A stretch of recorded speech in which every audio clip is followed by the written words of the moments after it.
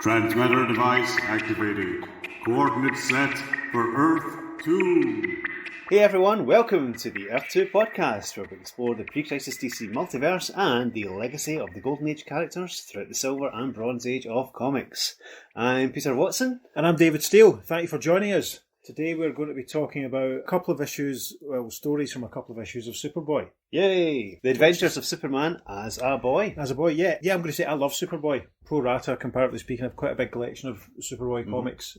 I'm not really sure why. Is it just simply because it's Clark as a wee guy and there's a, for want of a better word, there's a real innocence to the stories? Yeah, almost a naivety, you know, but Yeah. it's really interesting to see foundations of the character and who he became. They're always such enjoyable stories. I wouldn't say disposable, which they kind of are. I mean, you're reading this stuff. Well, it's comics yeah. from back then, Yeah. so yeah. There's no massive, huge continuity implications. There's no angst. There's nothing heavy. It's just good, solid fun. Yeah, and I'm absolutely delighted that we're going to do a couple of Superboy stories at this early stage of the game. So, issue 116, which was cover dated October 1964. The cover feature is the story featured in the cover, I should say, is the Wolf Boy of Smallville, and it's got Chief Parker and Lana Lang standing as Superboy, and half a dozen or so wolves run past along the corner of Main Street, and Chief Parker on the cover is saying, "It's true, Lana, Superboy has abandoned the human race to become king of a wolf pack." But that's not the story we're going to talk about. That's not the story we're going to talk about. It's actually it's an interesting thing I want to point out. This cover, something very similar was done by Brian Boland in an issue of Animal Man. Oh yes, many years later. Yeah. But anyway, the story we are doing today is called The Ordeal of Chief Parker. So we start off, the story begins with a 2/3 page splash panel, and there's a caption which reads, "Superboy is as famed for his loyalty and goodness of heart as he is for his tremendous superpowers, but one day the boy of steel becomes a malicious lad with a heart of steel as he turns against one of his best friends and uses his fantastic abilities to bring about the ordeal of Chief Parker." And we have a nice big yellow box out with no detail whatsoever, a couple of lads in hats, and one of them is saying, "Haha, what a phony," and Chief Parker is saying, "Choke, nobody respects me anymore. It's all your fault, Superboy. I thought you were my friend, but you've ruined me." And Superboy says, "I can't help it if you've become too old for your job, Chief Parker. Why don't you quit before you're fired?" And he's thinking to himself, "Ha, I framed him beautifully." So yes, something's up in the House of L. So, story begins one day at police headquarters in Smallville as Police Chief Parker holds a press conference. So there's a few journos and they've got press passes rammed into their hat bands. And one of them says to Chief Parker, "Your capture of Phil the Faker, the famous counterfeiter, is quite a feather in your cap, Parker. But can you convict him?" And in the next panel, Chief Parker is saying, "His conviction will be assured just as soon as I find a plate to use to manufacture counterfeit $20 bills. I'll find it if I have to turn this whole town upside down." And as he says that, a certain aforementioned teen of steel is flying in through the window. One of the pressmen observes it's Superboy, and Superboy says, "Don't bother, Chief." Now, we're going to point out at this point, because we're describing the events here, we kind of have to really flag this up. We're going to flag up basically the twist to this story straight away, because I think an alert reader would notice it immediately, and we're just going to tell you. We're not going to flag the whole twist, really. We'll tell you one part of it, and given our remit, see if you can guess where this is going. So Superboy's flying in, but we notice immediately that the colours on his chest symbol are reversed. Yes. The red is where the yellow is, and the yellow is where the red should be. Yeah, so instead of a red S, it's a yellow S. So we move on to page 2. It's quite a short story, don't worry, folks. And Superboy, right, so the chief said he wants to track down the plate for the guy was using. Yes, Superboy says, "Do you mind moving aside a little bit, Chief? Thank you." And he's using his vision powers. Yes, Chief Parker says, "What are you getting at, Superboy?" And Clark says, "Here's the missing plate, Mr. Parker, beneath the loose flooring board in your office. Phil must have hid it there while you weren't watching. Too bad you didn't search him first." I'm here on Superboy he's lifting up a floorboard and he's removing the counterfeit panel. And in the next panel, the journos are kind of making an exit, and Superboy's saying, "You're slipping, Chief. Good thing I used my X-ray vision to find the missing plate, eh?" And one of the journals is like, "Haha, what a story. Police Chief goofs. Superboy exposes top cop's blunder." And in the next panel, as Clark flies out the window, Chief Parker says, "Choke. Thanks for your help, lad, but I wish you had told me your discovery privately. When the newspaper finishes with me, I'll look like an old fool." And Superboy is flying out the window, and as he's flying out, he turns and says, "If the shoe fits, wear it." So yeah, it's quite harsh. So Chief's thinking to himself, Superboy wasn't the least bit sorry for me. I don't understand this. I've always loved that boy like a son. How could he do this to me? Why, he actually enjoyed showing me up to those reporters. So, next morning, and the caption reads, and we see Superboy flying after Chief Parker's car. Yes, and he's thinking, Chief Parker is driving to work on that highway below. Now for the next step in my master plan to smash that old coot's career. Yep, and Superboy flies down behind the car. And starts pushing it, thinking, ha-ha, alighting behind his car, I'm shoving it faster and faster. This stretch of the road is deserted and no one sees me.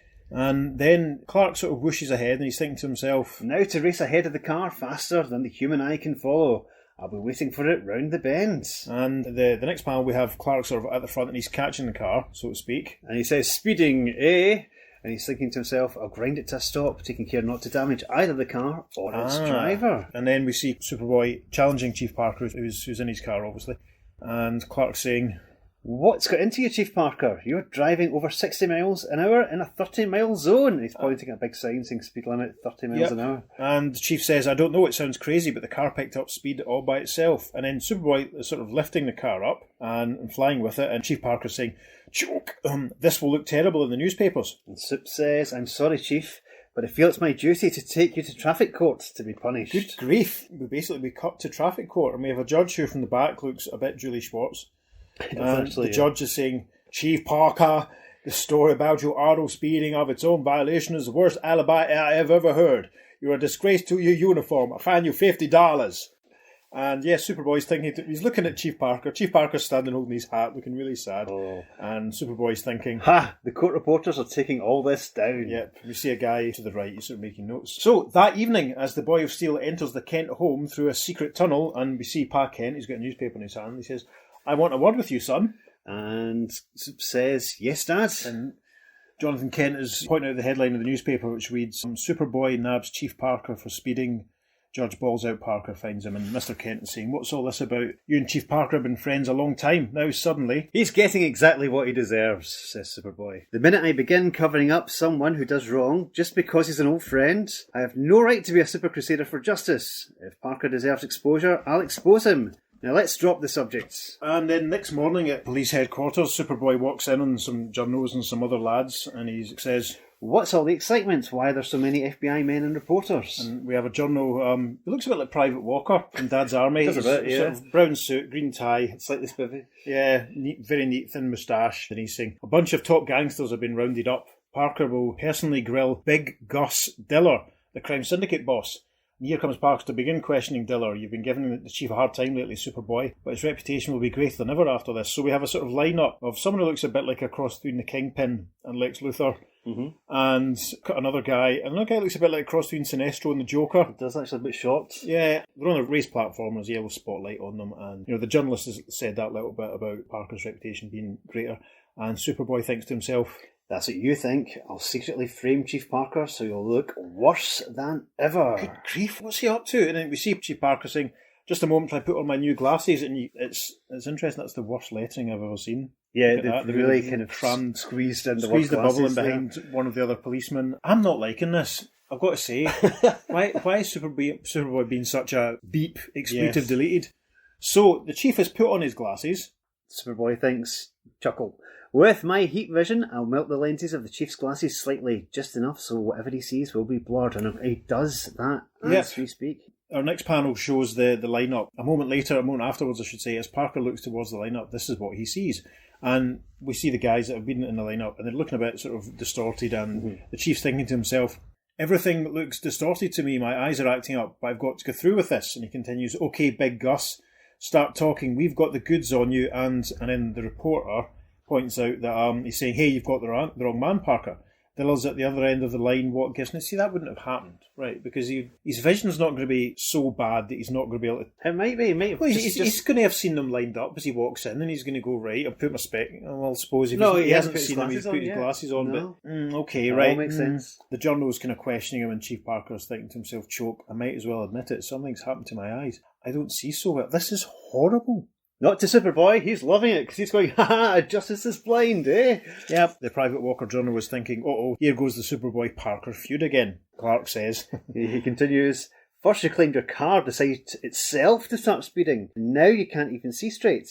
Maybe you're too old for your job, Parker. Why don't you resign? And the chief is thinking, this is humiliating. It looks like the same journalist and a few other Smallville people, including Lana, and allowing one of the other Smallville folk is sort of mocking the chief there as he walks over. Saying, haha, quit old man, we need a new, younger police chief. And Lana is saying, stop it, Chief Parker has been a fine police officer for many years, he deserves your respect. And Superboy's flying by saying, not anymore, he doesn't, Lana. Superboy lands and he continues by saying, he deserved his job once, but old age has made him become inefficient and incompetent. He'd do the whole town a big favour if he quit. And Lana says, what a horrible, cruel thing to say, Superboy. And then Parker says, can't you give me a chance to redeem myself? Don't turn everyone against me. I know I have years of good service ahead of me. The Superboy responds, why don't you stop whining and face up to the truth? You're finished, washed up. Who needs you? Quit! Quit! Shouting this in is his getting face. really harsh, right? So later, as Parker sits alone in his office and the chief's writing a letter on heady notepaper. My world crumbling. He's thinking to himself, my job meant everything to me, but now I'm forced to give it up. And we can see that so far he's written, I, Paul Parker, herewith tender my resignation as Chief of Police of the town of Smallville. But suddenly... Yes. Actually, to be honest, I didn't realise his first name was Paul. We'll come back to that. Interesting. We will come back to that when we discuss the correspondence that we receive for this issue, yes. Oh, of course, yeah. So as he's writing, we have a but suddenly, and then Superboy and Crypto fly in the window. And it's a slightly different looking Superboy. We must point out that this Superboy, it's the traditional, proper, actual red and yellow on his costume. So it's the red S on the yellow background. And Superboy's saying, don't sign that, Chief Parker. You'll be making a terrible mistake. The next moment, amazingly, the other Superboy, the one who's the reversed logo, the one who's been in it all so far. Yes, he flies in and says, "You meddling fool! You stopped Parker from resigning, but you can't protect him from me." And Chief Parker is saying, "Two Superboys, impossible." So they basically start knocking lumps out of each other. We see a filing cabinet getting totally trashed with a big giant BAM and bits of paper flying around. And the Superboy who flew in with Crypto is saying, "Keep your hands off my friend." And the other one goes, "Wait, my body is tingling. I now realise what's happened. Let me explain." Is his body tingling because they've made contact? Could be. Some kind of Blinovich limitation effect. Maybe. Right, so we move to page 7 now of the story. He continues in flashback form and says, "I remember everything. This all began a few days ago when..." And we see Superboy flying up in the Earth's atmosphere. Yeah, this is the other Superboy. Yes. With the yellow S. Mm-hmm. Yep. And there's a big atomic missile flying towards him. And he's thinking, the hyperatomic warhead on that missile from outer space will destroy Earth if it strikes it. I'll smash it out here. We see the missile exploding as Clark is smashed into it. And there's a red rock, sort of glowing rock, bit of debris. Familiar looking to any Superboy or Superman reader. Yeah, so Superboy thinks to himself, "I feel a familiar tingling. Oh, that red substance in the missile must be red kryptonite, which always affects me unpredictably for about 48 hours. A space foe probably rigged that booby trap to harm me. I wonder how I'll be affected this time." That's a very convoluted thought. He's hard there, writing that in. Yes.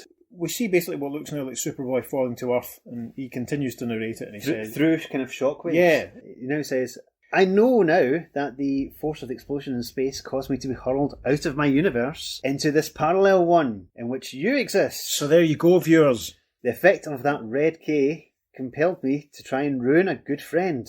And when I encountered your world's Chief Parker, I thought he was my friend, the Chief Parker of my universe, and started tormenting him. That's why I embarrassed the Chief Parker of your universe in front of reporters, why I pushed his car faster than the speed limit, and why I melted his spectacles lenses so he'd think his vision went bad. I'm sorry I acted so maliciously." Yeah, and we have regular Superboy standing listening and Chief Parker looking delighted at this revelation. So this could have been a regular red kryptonite affecting Superboy. Could have been. Story. But they decided to make a parallel universe. It's interesting that the parallel... I mean, it's probably the novelty of... so they could have the two Superboys together. It's interesting sort of seeing that, this isn't a Golden Age version of Superboy, our Superboy's meeting. It's an almost identical replica from a parallel world where the only real difference is the colour scheme in his costume. We see parallel Superboy. He finishes recounting his story, and our Superboy and Chief Parker are listening. And then in the next panel... we see sort of other Superboys sort of fading out, going sort of translucent. And he says, "The effect that sent me here is wearing off, and I'm vanishing back into my parallel universe." And Chief Parker says, "So you're still my true friend, Superboy. Thank heavens you arrived in time to help me." And our Superboy is flying off saying, "It was Crypto who sought me out in a distant solar system where I was on a special mission. He led me back to your rescue. I'll tell the reporters how you were framed." And Chief Parker says, "How did Crypto know I was menaced by a Superboy from parallel universe?" That's the standout panel. That's That's going up on the socials. That's going up on the socials, yep. And Superboy actually flies off without explaining anything to Chief Yes. Parker at that point. That's yeah, it. and we see Clark arriving back home and he's saying to his dad, Chuckle, I couldn't tell Chief Parker that it was you who sent Crypto to bring me back, Dad. Otherwise, he'd know I'm secretly your son. Ah, well, that explains it. And Jonathan Kent says, that other Superboy fooled me briefly before I caught on. And we see Jonathan sort of remembering when Crypto returned from a romp in space and he's speaking to the doggy and he's saying, find Superboy in space and bring him back to Smallville, Crypto, fast. I must warn him that an evil Superboy who resembles him is out to destroy Chief Parker. And then our Clark is saying to his dad, haha, it certainly was clever of you, Dad, to notice the one clue that revealed the other Superboy wasn't really me. That's what prompted you into sending Crypto after me. And Jonathan's saying, yes, I noticed that the colours of the insignia on the other Superboy's costume were the reverse of the colouring of your insignia. And Jonathan's imagining a little speech bubble with Clark with the Inverse logo. Yeah. And Clark winds it up. Bottom of page. Oh yeah, but we missed out actually. The bottom of the second last panel actually has a little caption that says, can you guess the clue, reader? And then Clark winds it up by saying, nice going, Dad. You've been proud of me for years, but do you know something? I'm just as proud of you. Yay, the end. The end. Another cracking wee story. It's interesting that Jonathan would have twigged the colours were different and But also, looking back you to must page think 4. for those 48 hours, he was living in that house. Yeah, he would have been. He would have been Clark. Yeah. So he would have... Yeah. And Jonathan knew all that time. Yeah, and we didn't see Martha yeah, during it. and Jonathan's obviously waiting for Crypto to bring the proper Superboy back. They could have expanded that to a full story and had Jonathan definitely, and thinking about what's going on. Right, so now we're going to talk about the correspondence, the reader reaction, which DC received. So yes, the letters covering Superboy 116 appear in issue 119, which has a cover date of March 1965. We've just done a story with two Superboys, and the cover of issue 119 has two Superboys. One Superboy on the left, and he's thinking to himself, I've got to find my other self and destroy him at once. And the other Superboy is thinking, I must search for my counterpart, then destroy him. And one of them says, this Superboy has invulnerability, supervision, super breath. And then it says, this Superboy has flying powers, super strength, super hearing. Who is mightier? Featuring Duel of the Superboys. Now that's the cover story is actually the third story in issue 119, but it's not a parallel universe Superboy, sadly. It turns out to be an android sort of robot duplicate. It does. Pete's going to point out a very interesting panel on page 6 of that story whilst I look up the letters page. There is a really interesting panel where the android Superboy is being android Clark Kent back at the Kents, and Ma Kent kisses him goodnight. And he's thinking to himself, she's kissing me goodnight too. Strange. I feel happy. Yet I want to cry. Only being an android, I can't. And of course, that brings to mind the famous introduction of the character The Vision by Roy Thomas in the Avengers. John Buscema. And the final panel of that story. But can an android cry and get The Vision like there? With Peter, tears you can't see viewers or listeners, but Peter just recreated that exactly. I wonder if that's where Roy Thomas got his inspiration. All I know about Roy and Superboy was that he wrote the Legion for a little while when he moved over to DC and hated every minute of it. So reflect over it. Yeah. I'm now going to quickly go through the letters page of issue 119. So the first letter that I'm going to mention is from Larry Fox from Valley Stream, Long Island, New York, and he's saying, Dear Editor, when I started reading The Ordeal of Chief Parker, I noticed what I thought was a mistake in the colouring of Superboy's emblem. Before writing you about it, I decided to finish the story to make sure it was a true mistake. I was surprised to find that it was deliberate and an important clue to the solution of the story. So I decided to write you anyway, to tell you that your publications are simply marvellous. Thank you for such interesting reading material. And the response is, we're glad you liked the story. You were one of several readers who thought they'd spotted a goof, only to learn it wasn't one. Sneaky, aren't we? And then there's the other letter covering the Order of Chief Parker reads, Dear Editor, who gives you the right to change a person's name? In Superboy number 89 in the Super Cop of Smallville, which I want to read now, the police chief's name is Douglas Parker. In the Ordeal of Chief Parker, he signs himself Paul Parker, and that's from Neil Telefor from the Bronx in New York. And the response to that is, the reason Chief Parker signed his name incorrectly was that he was upset and appalled by the conduct of the parallel world Superboy. I'm appalled at that answer. That's rubbish. That's you gooned there, lads. Maybe he didn't want to resign and he thought he would fake a resignation. So there we go. Or it could be his middle name. So that was the letters page from Superboy 119 talking about Superboy 116. We're now about to do a story from Superboy 117, which is a cover feature this time. Yes, for a change. And this is Superboy and the 5 Legion Traitors. So you know what that means? It's the Legion of Superheroes. Legion of Superheroes. Long live the Legion. Get in. So The Legion will pop up again. There's Justice League, Justice Society team up that involves the Legion, which we'll get to eventually. Yes. And then when we get to Crisis on Infinite Earths, there'll be a few people that, a few characters there that pop up. So let's briefly talk about the Legion. When did you get into the Legion, or what was your first exposure? I think my first exposure probably was the aforementioned Reflecto saga. Oh, really?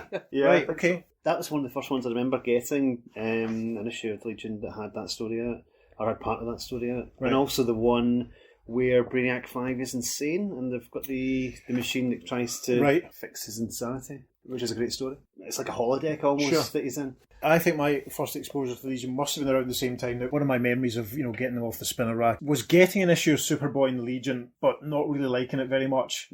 Because Superboy wasn't in it much, and there was a weird guy with green skin, and there was a weird guy in a red shirt with a weird symbol and weird kind of piratey boots, and there was a weird guy in a red outfit with a blue cape, and it just went right over my head. And I think going forward, that's one of the things that had me sort of sticking to Super Friends and Justice League and DC Comics Presents. Wow. When did you become a proper Legion fan? Was it the aforementioned Reflecto stuff? Was it something that stayed with you, or did you have a tipping point? I picked up a couple of issues after that. Again, comics weren't really everywhere until you found a comic shop.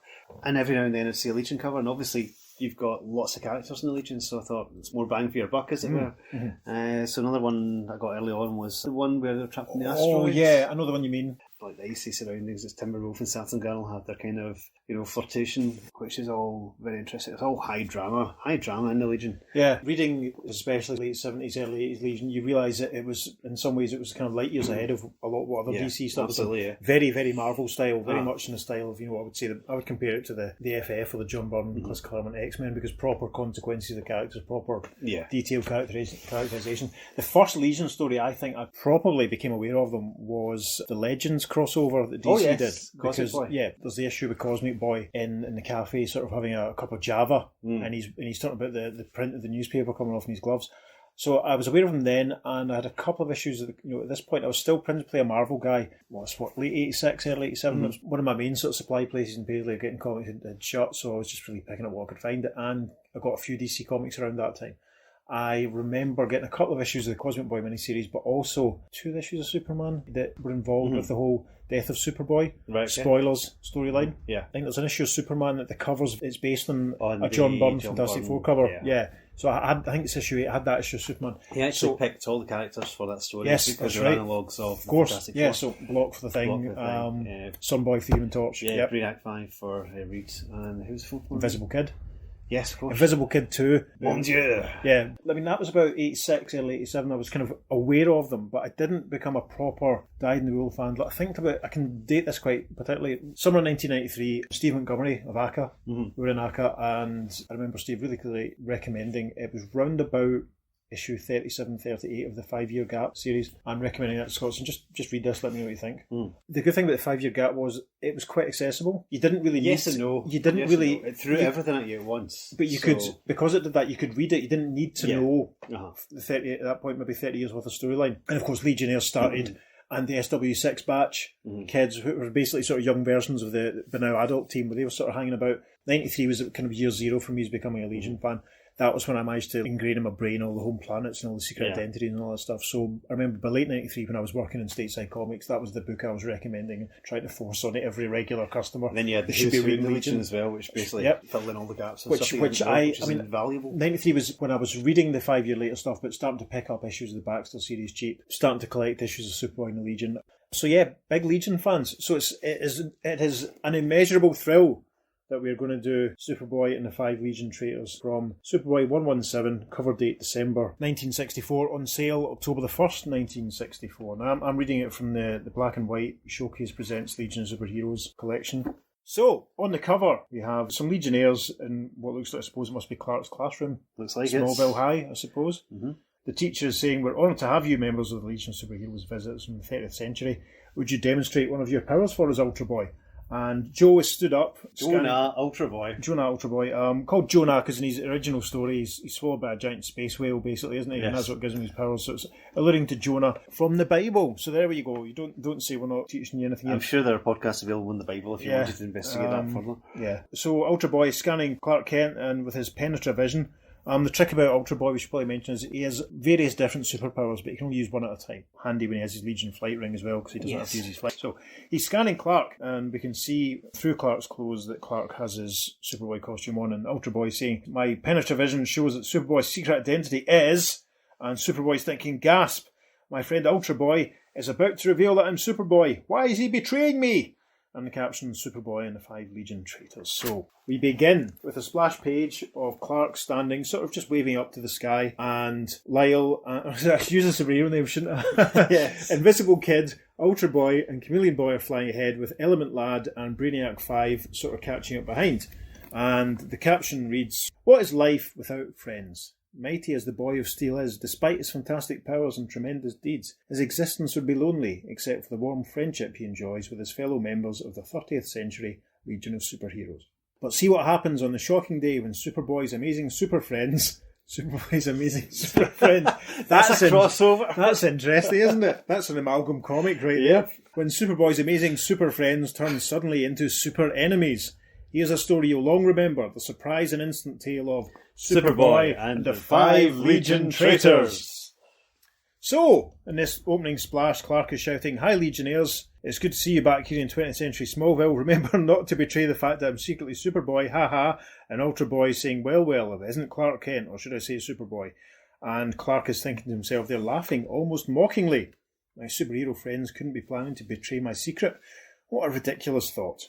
Our tale begins in a distant galaxy as Superboy speeds against time. And we see Clark, and he's thinking to himself, I must place this inhabited world safely in orbit about a nearby sun before this sun explodes into a nova, destroying many of its planets, as it soon will. And we see Clark basically sort of pushing the surface of a planet. You know, power limits, all that sort of stuff. Yeah, if you were actually standing on the planet, you would just think he was doing a handstand. Yeah. After the Boy of Steel completes his mission, we see Clark, and it looks like he's sort of getting swirled about a bit. I couldn't resist returning for a close-up of these space fireworks and being hurled back by the mighty explosion, but my invulnerability will protect me from harm. Then, as the most powerful youth in the universe, streaks across space. So we see Clark flying down towards Earth, and he's thinking to himself, good old Earth.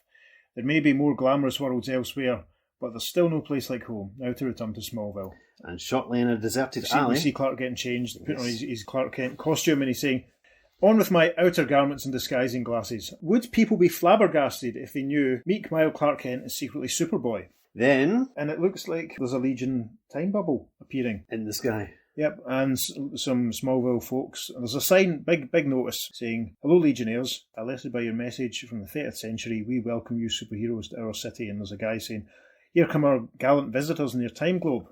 We've raised the Legion flag in their honour." Indeed they have. Start cheering, folks. Yay, Legion. And Clark thinks, what brings my Legion comrades to Smallville? Comrades. Yeah. Clark is a commie. There you go. Minutes afterwards. And the time bubble has landed and a few Legionnaires emerge, and Ultra Boy is saying, on behalf of Invisible Kid, Chameleon Boy, Brainiac 5, Element Lad, and myself, Ultra Boy, thanks for the kind reception. Now, this is a Legion trope. It's basically had to kind of introduce every single character each time they turned up, because that was the nature of comics back then. Of course, yeah. I mean, they always worked under the assumption that any comic could be someone's first, so you had to know what was going on. And you'd basically explain the powers as they went along as well. See, and that was the interesting thing I remember about coming to the Legion via the 5-year gap sort of period, was that oft times they didn't do that. You just, who are these people? You had Tenzo Kem, you had Richard Kent Shakespeare, you had Rock, you didn't, you was Joe, you didn't, and even some of those like Kent Shakespeare didn't exist before. Exactly. Exactly. So yeah, Joe's made that little pronouncement, and they're standing outside the Smallville Research Laboratories, and so we see Clark thinking to himself, they've taken care not to recognise me openly before everyone. Good. And then suddenly, a man cries out, "Stop these robbers, they've stolen our payroll."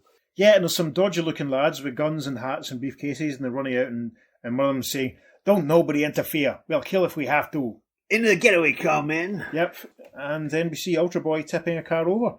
Haha, now that I've overturned your auto with my ultra strength, it won't be of much use to you. Quick, let's grab that other car. Shouts one of the baddies, and then Brainiac 5 says, "Disappear, Invisible Kids." And Invisible Kid says, "Good idea, Brainiac 5. They can't shoot at someone they can't see." Hey, we see Lyle sort of fading out, and then in the next panel, Lyle trips them up. Yes, and one of the thugs says, I tripped over something, I don't know what. One of the other thugs is saying, that freak has changed his hands into nets, imprisoning us.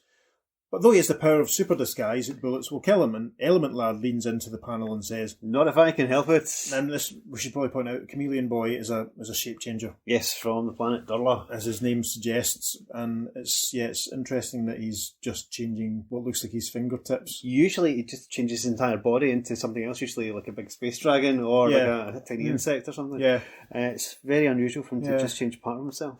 One of the thugs is firing his gun, and what in blazes, the bullets just bounce off him. An Element Lad says, "Because I changed the lead into rubber with my super transmutation ability. They don't call me Element Lad for nothing." This is good because we're getting demonstrations here, because Brainy has the idea for Lyle to disappear. Yep. Who then disappears. And then Chameleon Boy's doing that, and then Element Lad's doing it. So, as police sees the cowed thugs, and we see Chief Parker, "I'm Police Chief Parker." What's your first name, Chief Parker? I'm not telling you. "I'm Police Chief Parker. Thanks for subduing those robbers. I sure wish I had you in my force. Can I show you the town?" And Ultra Boy says, "We'd rather roam around on our own now." Ultra Boy is miscoloured in my copy. His hair is blonde. Blonde, yeah. I know you get the black and white. Yes, so. I can see that. It's very strange. Okay. So, we have a dissolve in the captions saying, Later, as Clark takes a shortcut toward his home. So Clark's looking up and the Legionnaires are flying past, and he says, "Hi there, fellows. Hope you enjoy your visit here, but be careful not to say or do anything that would reveal my secret identity accidentally." And Clark thinks to himself, is it my imagination, or are they smiling strangely? And it looks like they're all grinning away nicely. And then we cut to a classroom. It is a dark grey day as Clark reports to school next morning, and the sky is overcast with storm clouds. The sky is overcast with storm clouds, eh? So, teacher lady is sort of saying, "We're deeply honoured that these heroes from the future are visiting our classroom today. Perhaps they'll demonstrate their powers." And Glad to oblige, says Brainiac 5. Bearing in mind we've already seen all their powers. Yep, and then At the teacher's request, Brainy says, "I'm mentally adding all the figures in this mathematics book instantly. The total is..." Yeah, good luck reading this. The total is... 13,895,117. Shall we put that panel in the socials? Yes, I think we should. Yeah. Okay.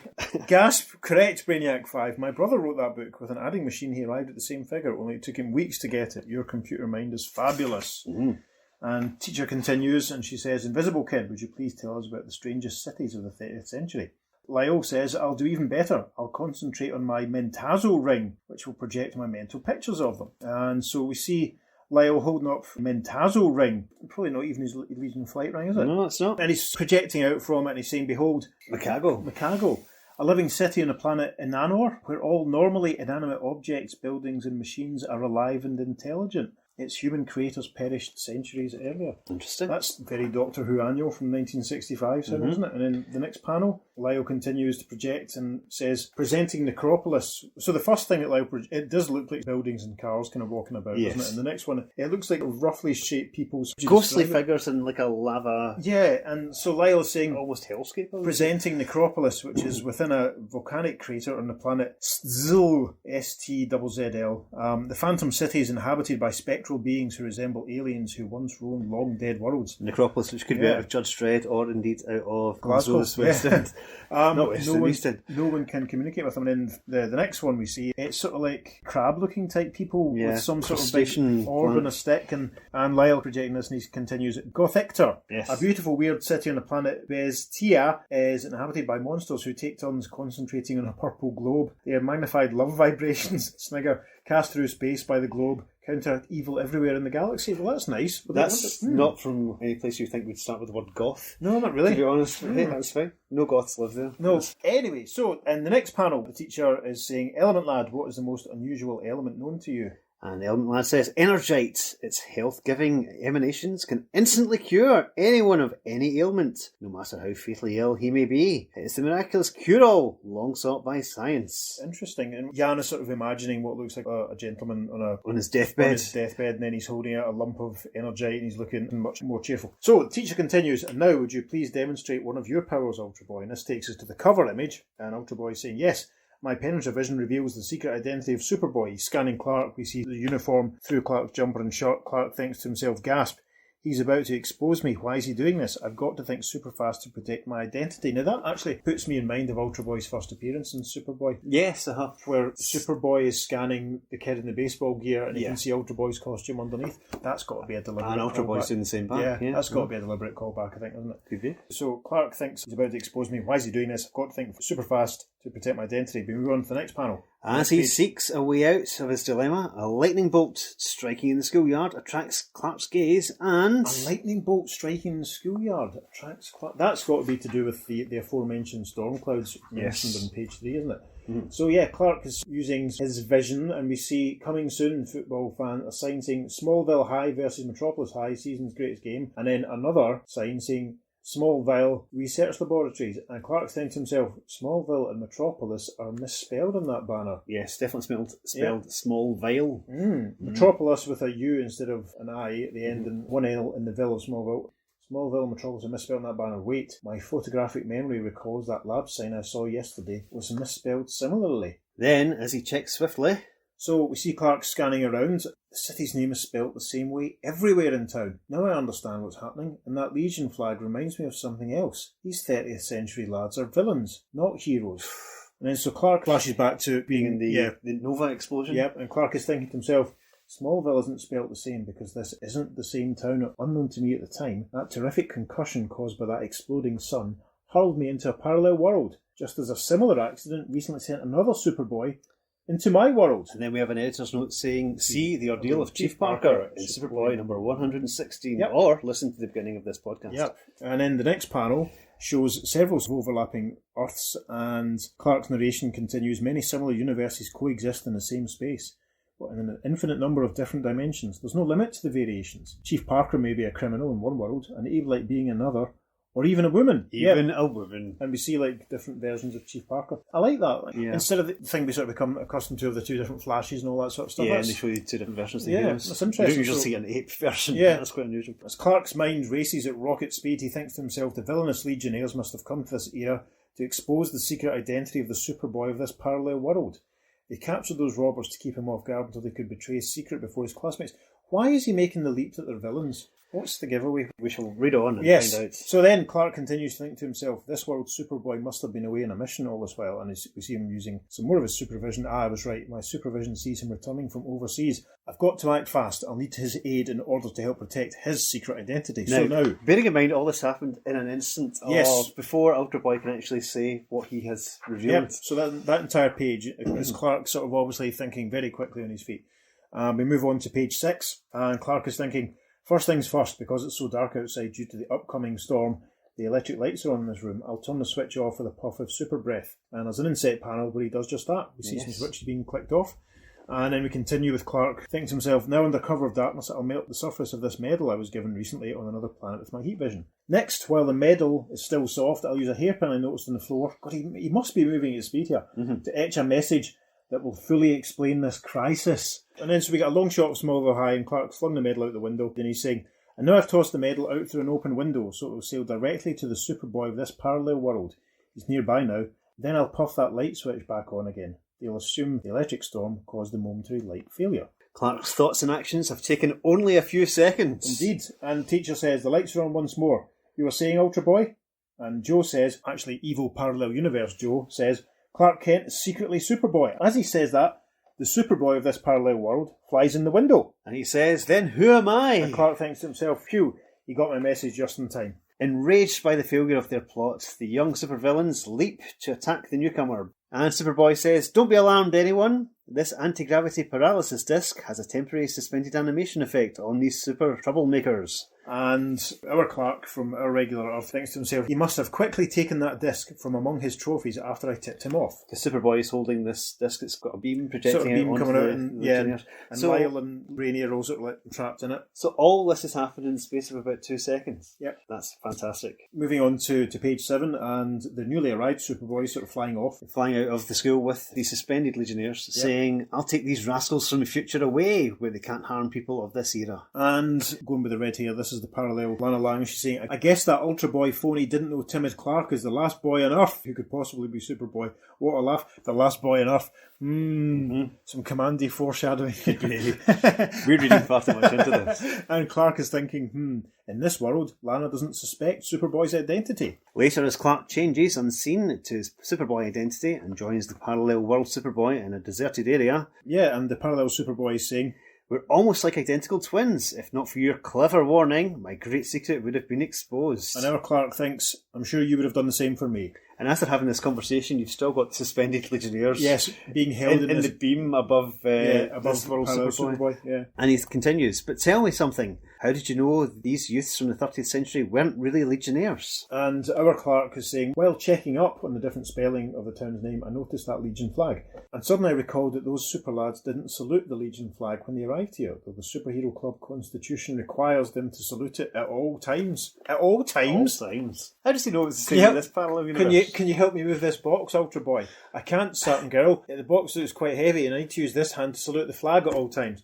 So we have a little flashback panel there of Clark regarding the Legion conspicuously not saluting the flag. Clark continues that once I knew the truth, they didn't salute the flag because they hated it. Why? Because they'd been thrown out of the club for conduct unbecoming Legion members. And so, despising their former super friends, they travel back through time to spoil things here for you. Presently, we see all the 5 Legionnaires looking suitably dejected. They've all been lumped back into their time sphere. It's not too clear. One Superboy is flying them away and then one Superboy standing waving, but we've worked out that the one that is flying them away is essentially our Superboy. And he's saying, I'll fly these paralysed villains through the time barrier to imprisonment in their own era.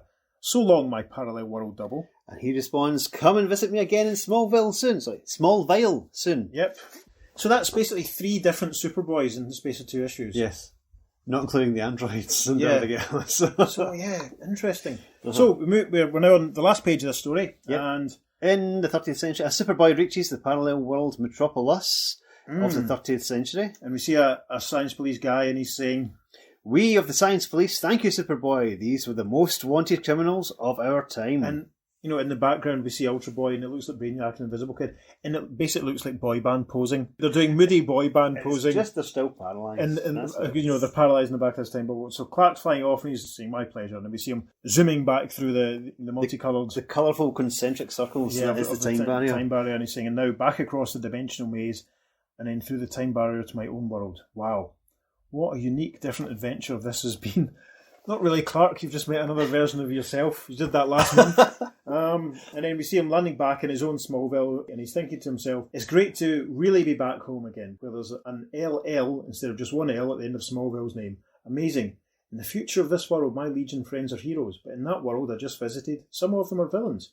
Who knows what lives they may lead in other parallel worlds? And we see Clark waving to a couple of people driving past the Smallville sign as he imagines one group of friendly, smiling Legionnaires and another group of slightly bad, sinister, nasty-looking Legionnaires as well. So, that's more boy band looking, actually. Yeah.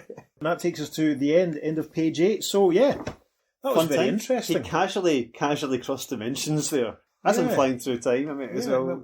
The dimensional maze, that's an interesting way of putting it. So, I'm just bowled over by the fact that Clark's able to just, that bottom of page 7 panel, I knew the truth. They didn't salute the flag because they hated it. Why? Probably because they'd been thrown out of the club for conduct.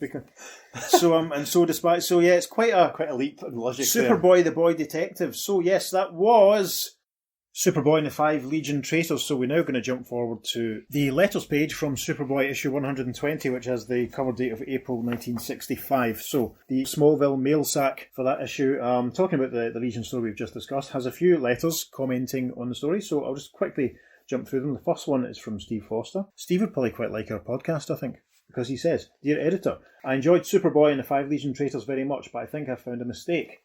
After Superboy discovered he was in a parallel world, he simply flew through the dimensional maze back to Smallville. Yet, in Action Comics number 308, Superman meets the Goliath Hercules, Superman is in a parallel world and states he doesn't know how to cross back to his own world. Please explain how this could be. So yes, Action Comics 308, as we've discussed previously. And the editor responds to Steve, Superboy was hurled into the parallel world by the force of an exploding star. By using his super memory to reconstruct the direction, speed and other factors, he was able to return to his own universe the same way. But in the action story, Superman was sent into another world by a freak lightning flash, which caused a dimensional warp. If he had tried to fly back, he might have wound up in any one of countless parallel worlds. Luckily, a second lightning flash returned him to his own dimension. Which, as we've discussed, is one of the classic ways in these Silver Age comics to travel between dimensions. Yep. And the second letter is from John Braitman from Fort Wayne in, I'm guessing that's Indiana. Dear Editor, on page 3, panel 3 of the 5 Legion traitors, Ultra Boy has blonde hair. On the cover and the rest of the story, he has brown hair. How come? And the terrible response is, we'll bet Ultra Boy himself is dying to find out the answer to that one. Oh. And the final letter, Dear Editor, this is from David Shestokas, LaGrange in Illinois.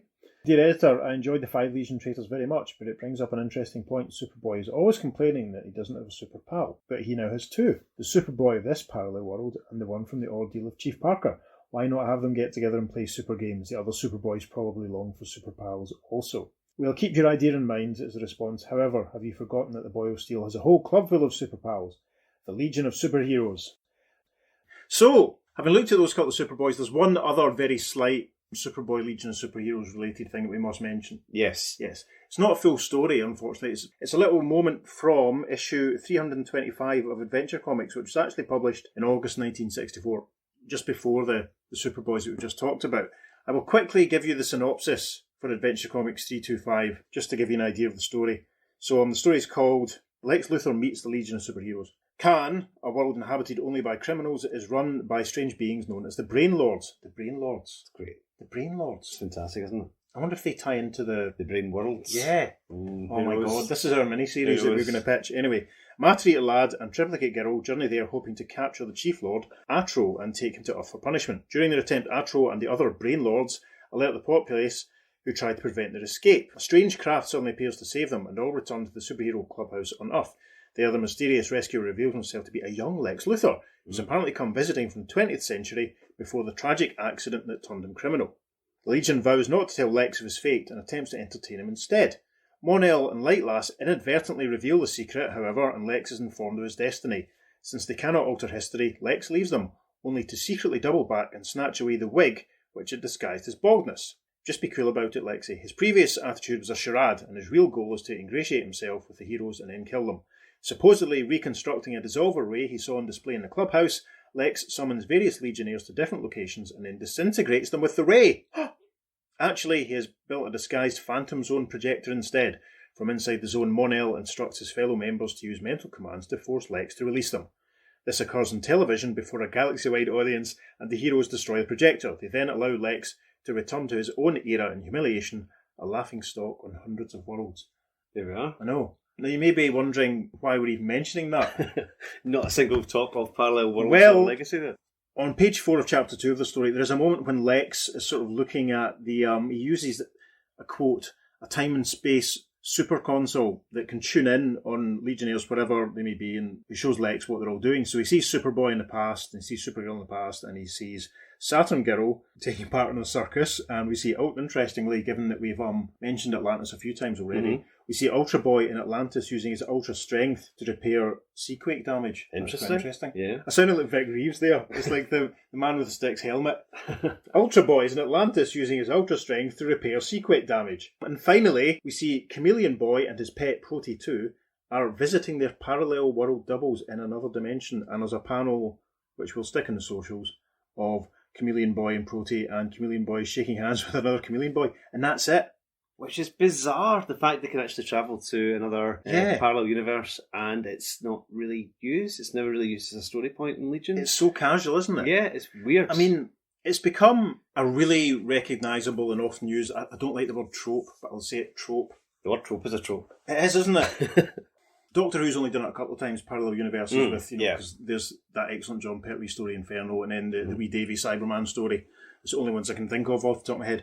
But the really famous sort of parallel universe mirror sort of, is Mirror Mirror, the Star Trek episode. Yes, Spock with the goatee. Yeah, aye. Because that's where the whole cliche of evil double and all that sort of... Because remember even in Knight Rider when an evil version of Michael Knight turned up, with it had a goatee, Although technically Michael Knight is a good version of him. Yeah. Because he was Michael Long and got plastic surgery to look like him.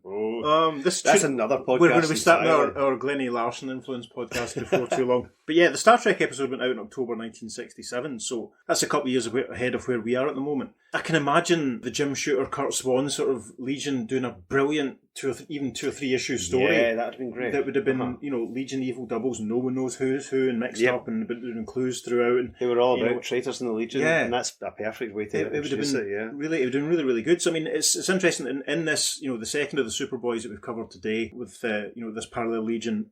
To me, it's baffling. They never did more with that. They never came back.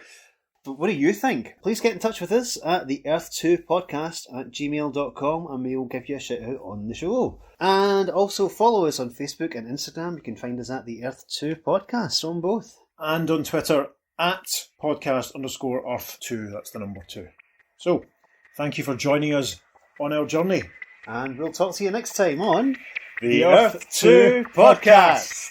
Transmatter cube activated. Return coordinates set for Earth Prime.